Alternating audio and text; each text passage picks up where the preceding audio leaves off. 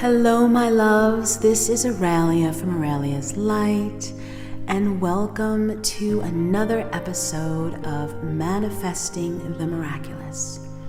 Tonight we are going to continue the brilliant work of Stuart Wilde, and we're going to be talking about how to connect deeply with the higher self, reincarnation, our spirit guides, and truly how to use the force in a way that impacts our life and our creation, and how to live basically our best life using this incredible energy of the force.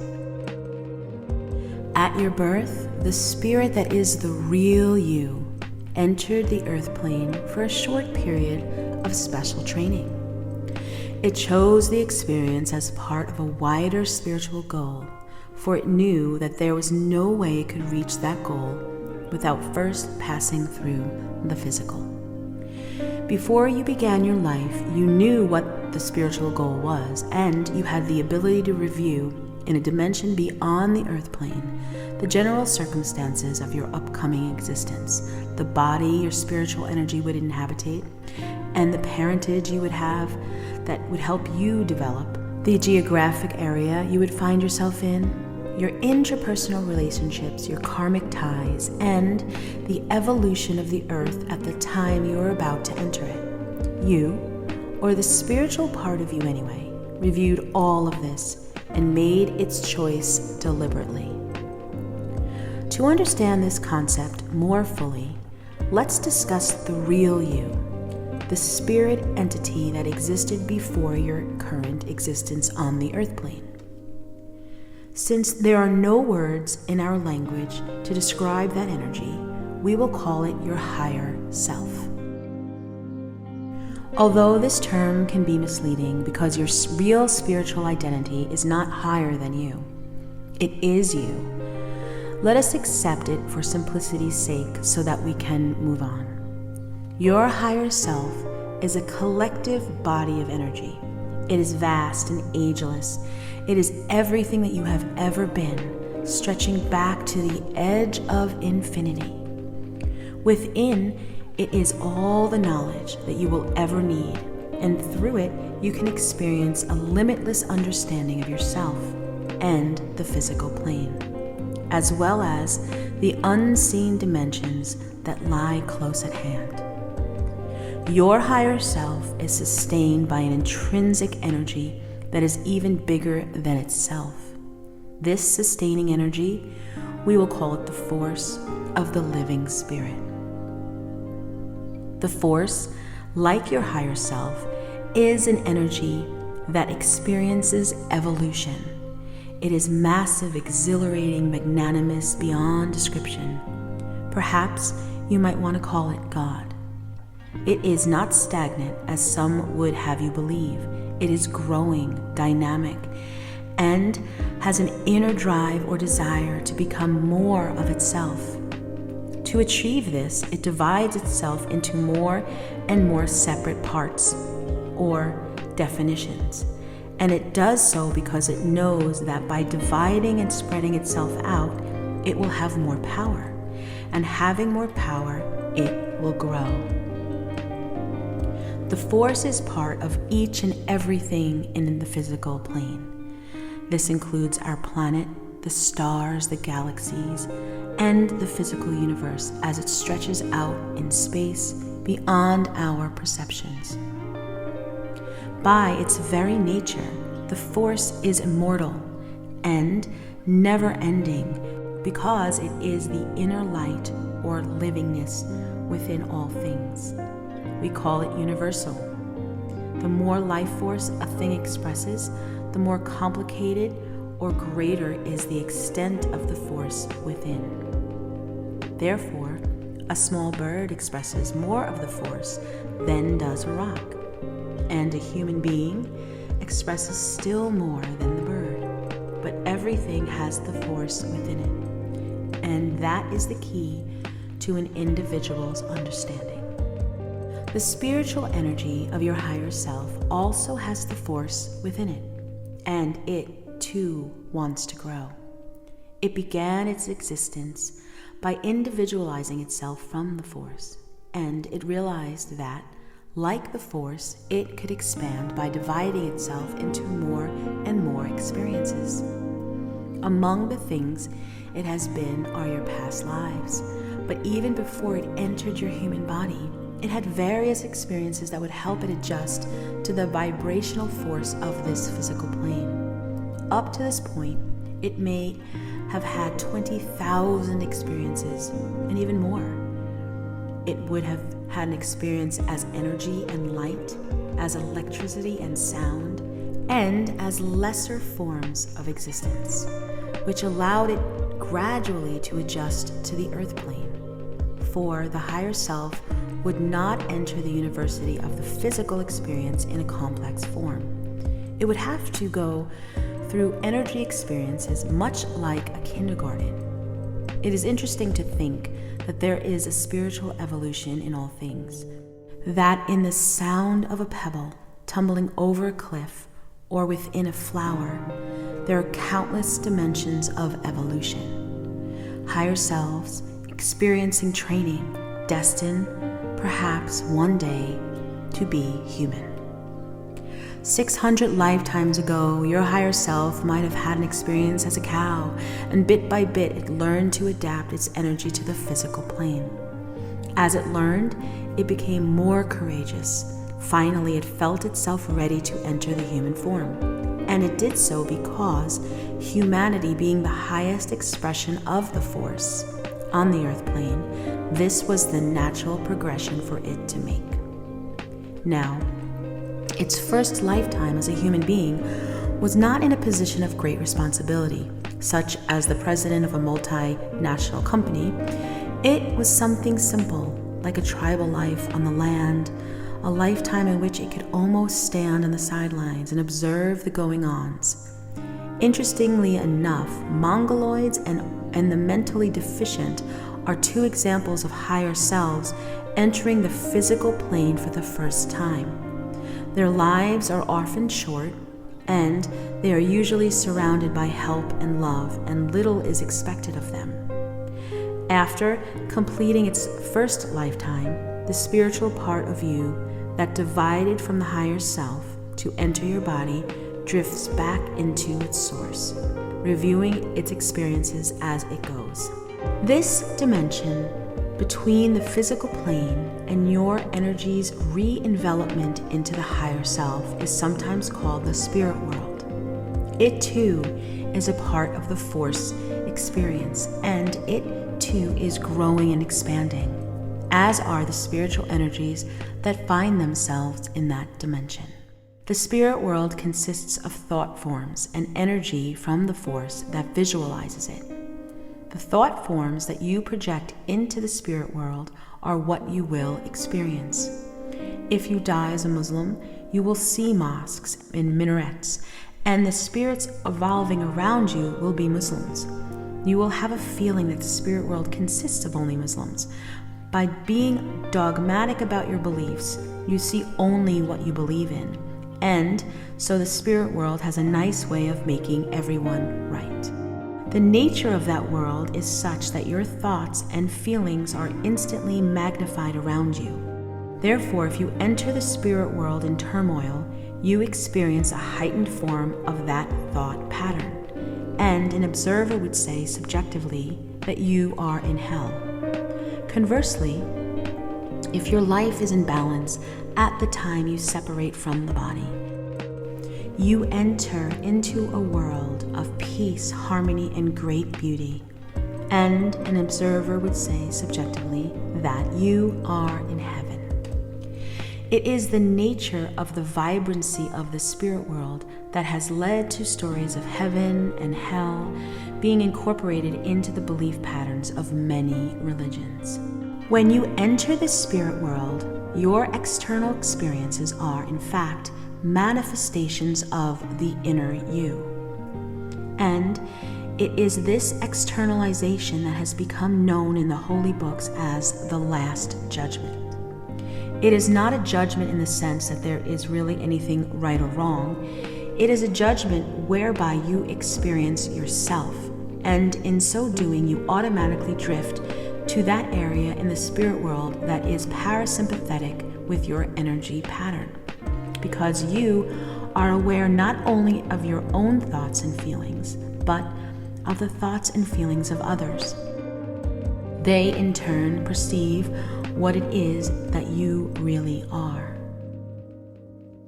Each feeling that is a part of your inner self makes itself instantly manifest to you and becomes uncomfortable and totally disjointed for you to attempt to inhabit a part of the spirit world that is not similar to your energy.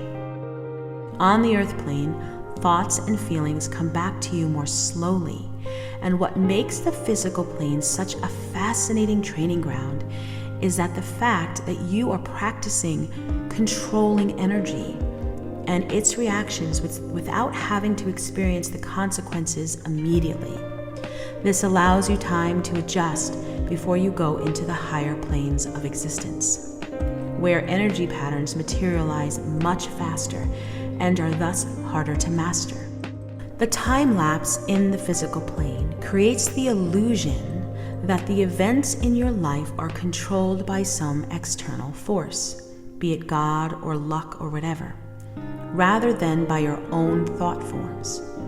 Because the energy moves so slowly, it seems as if it is not you who are creating your reality.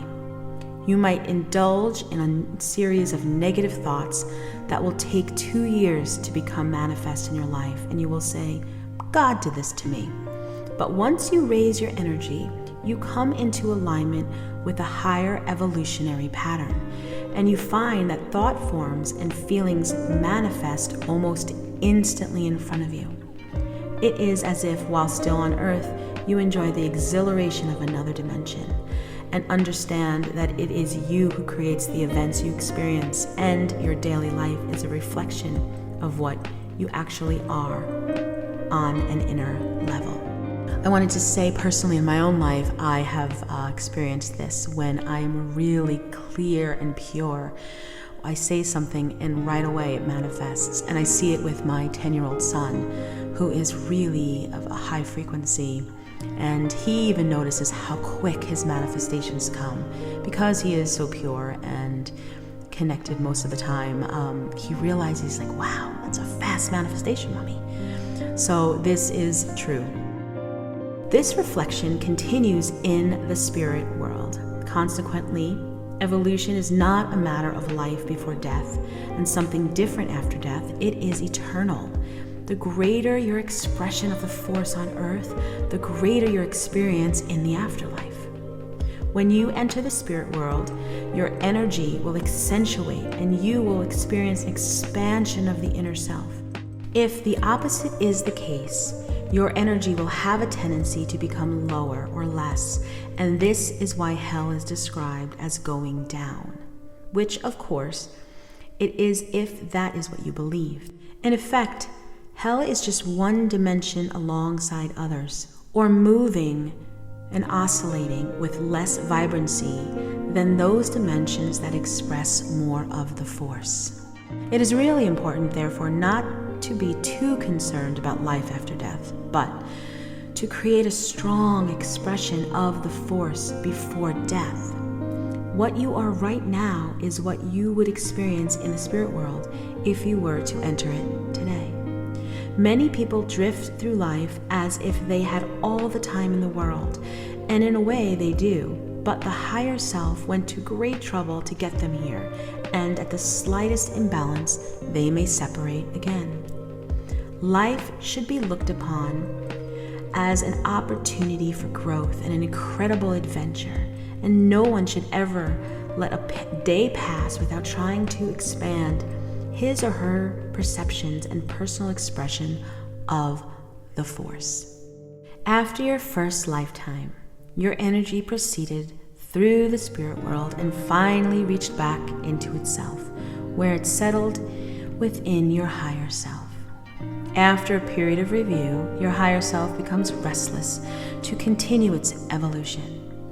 An inner desire to continue its journey triggered the search for another life experience, and so it begins to review its resources.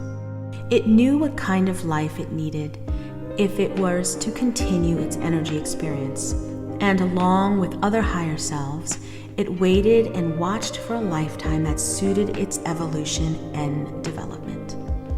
Whenever two humans enter into a sexual relationship, the energy they create is read within the dimension of the higher self. That energy has a unique characteristic, much like a thumbprint, and when the higher self perceives a characteristic that fits its evolution, it moves forward, claiming that energy for itself. There is always one higher self that fits the pattern better than another. Even though at times there may be more than one higher self that could accept a particular body, sometimes when identical twins are conceived, it becomes possible for two higher selves to enter into the earth plane at the same time for similar experiences. But usually twins who are physically identical have very different personalities because they have different higher selves and their evolutions are diverse. When your higher self chooses a possible body, it reviews in detail all the circumstances of the upcoming birth. It can see what physical weaknesses its future body might have and accepts it as part of its karmic evolution. For within the higher self, disease is not a negative experience. It is a growth pattern to be relished for the greater understanding it provides. Your higher self does not choose an incarnation on the earth plane on the basis of comfort or material status. It chooses an energy pattern that will help it fill in the picture. Spiritual evolution is not a progression up a ladder. It is like fitting pieces into a jigsaw puzzle. To complete your evolution through, you have to experience the earth plane in its totality. War, famine, and disease are all part of the karmic experience. Now you think, why would the higher self choose to enter a dimension of pain and suffering? The answer is that it is much like swimming in a river. You cannot get to the other side without getting wet. Your higher self cannot come into a full understanding of balance in the physical plane without suffering some lumps and bumps and bruises or the rawness of life on earth. The physical is an immediate experience that creates an instant growth pattern within the higher self. So it does expose you to great amounts of negativity. It is the university of the hard knocks. Realizations present themselves with rude abruptions, and this allows the higher self to grow fast. Such is not generally the case in the spirit world. There, time does not exist, and each evolutionary realization drifts gradually from within. Some might say that the earth is harsh, but in its eternal sense it is not, because negative experiences turn into positive learning when you view them in terms of your total evolution.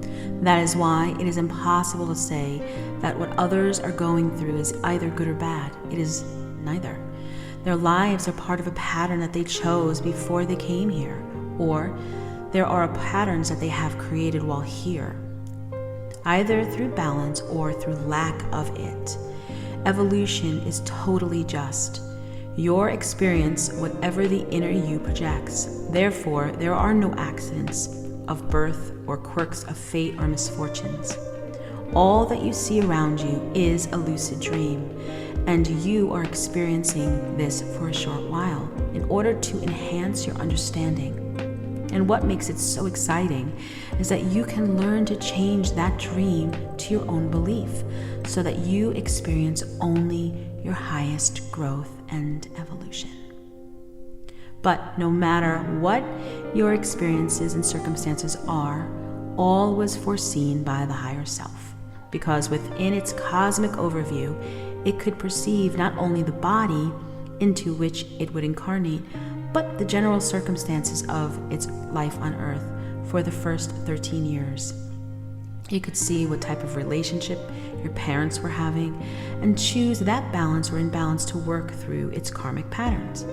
It also knew where it would be geographically, and this, along with your family's economic circumstance, make up a part of the evolution of your higher self. All the various patterns in your life, your homeland and its traditions, and your family alignment were part of your greater understanding.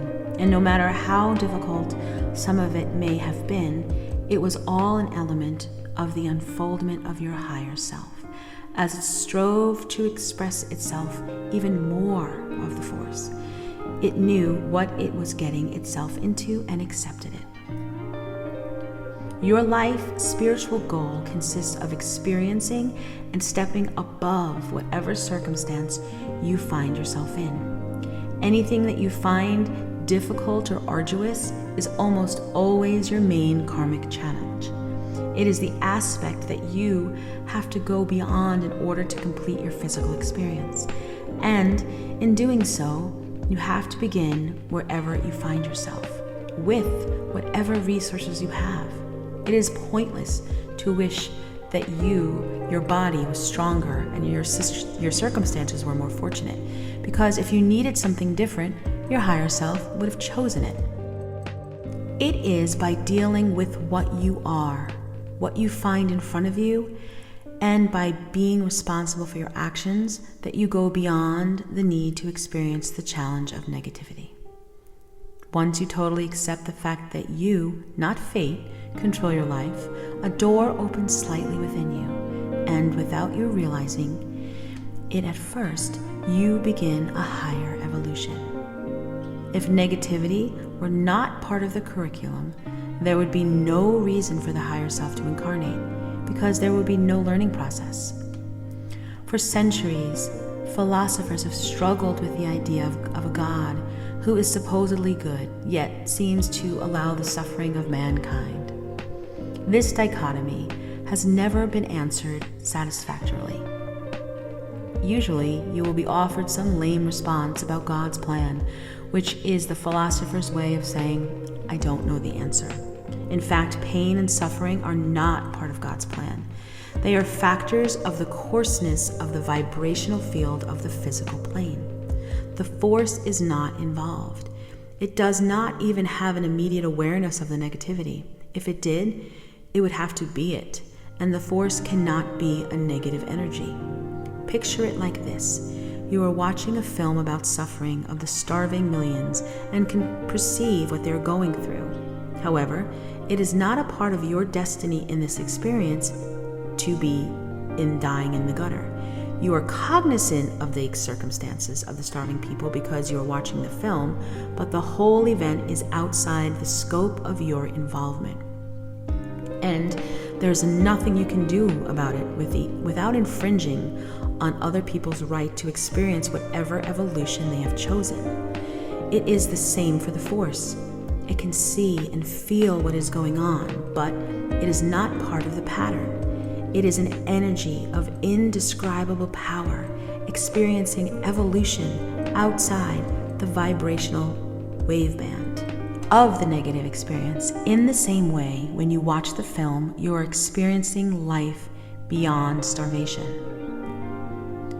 It is by projecting your energy and experiencing its results that you come into an understanding of life and its energy patterns. In the course of a number of lifetimes, you balance what you are to the point where you finally understand the true nature of the quest, and your position as custodian of the force becomes obvious. When that occurs, you have no further need to remain on the earth plane, and you proceed naturally to the other evolutions in other dimensions of existence. There is no shortcut to completing your earth experience. You will have to experience all of it. For metaphysically, you can only go beyond something by going through it. Your life builds upon a pattern, and eventually that pattern sets you free. Let's us say, for example, your fourth incarnation was as a woman in a period when the role of women was very restricted. Your father married you off to a local tyrant, and you could not express yourself beyond the mundane chores of housekeeping and childbearing, and you brought forth 11 children. You might want to commit suicide in order to escape the restrictions. The angels would express, or your spirit guides would express energy towards you, giving you a little inspiration beyond the difficulty of your situation, and that inspiration would hold you in that pattern long enough for you to complete the experience. This does not mean that the karmic angels control your destiny. Far from it. They project energy, but what you do with it is up to you. Their role is to allow you to complete the totality of an experience. It is important to realize that the guide does not have all the answers just because it is beyond the earth plane. It has to work with the energy like the rest of us. Nothing is predestined. Furthermore, if everything is not brought together correctly, the guide might feel itself repeating the guiding process with another individual until such time as it understands the correct projection of energy, balance, and imbalance. And so as you grow, the guide grows with you, gradually pulling more and more energy around you, the key being at the level which you are able to accept its power.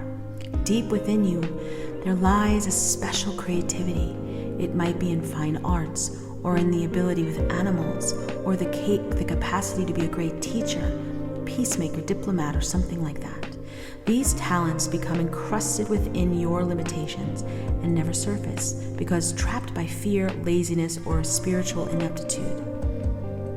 If, however, you enliven yourself and begin to express your creativity, the guide will have something to work with and will pull in the other guides and energies that have the expertise in your field of interest.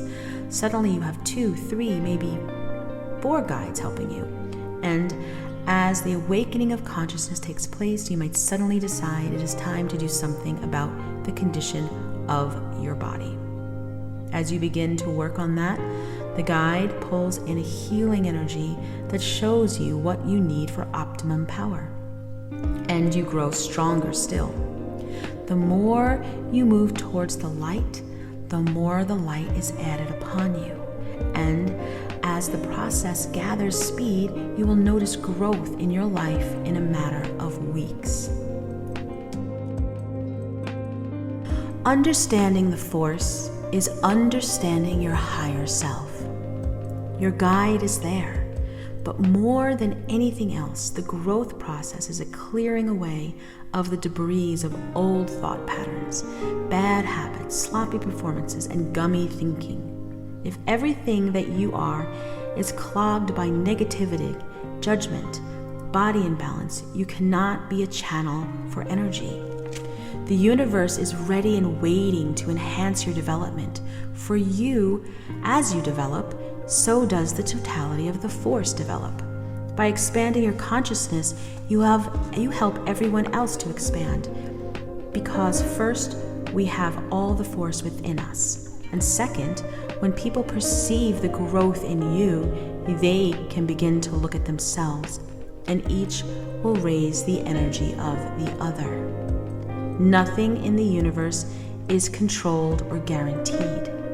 Your guide does not control your destiny or decide what you are going to have for breakfast. It projects energy, allowing an opening, a new perspective. You may be walking down a road you have traveled 12 times, and suddenly you will see a group of trees that you have never known existed. That is the guide teaching you through your higher self. It is fascinating to think that everything in the universe is around you right now. Every dimension, every invisible spirit, every higher inspiration is a matter of controlling the physical, emotional, and mental cacophony that dominates daily life. And then suddenly, click, a gate swings gently open, and on its hinges before you lies another world.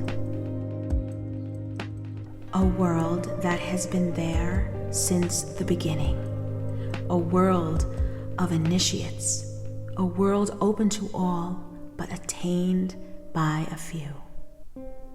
The force within you is the key. By recognizing and understanding the interaction between you and your higher self, you begin to control your own destiny, for you cannot go beyond the earth plane until you accept that you, not fate, create the events in your life. Your experiences, pleasant or unpleasant, are but outer manifestations of the inner you. Once you accept those facts unequivocally, you rise beyond mass thinking, discarding the constraints of accepted limitations in the way that you might throw out an old shoe. But to go beyond the world is hard. You will have to constantly face your inner self, with its uncertainties, its illusions, its challenges. Bit by bit, you peel away the various layers, eventually reaching a complete communication with your higher self. And all the power and knowledge that is stored there is available to you. You will find yourself able to use the information you never knew was even there. And as this energy flows, its exhilaration will carry you from stepping stone to stepping stone, and you will find life magically unfolding in front of you. And you will turn back and look back and wonder whatever took you so long.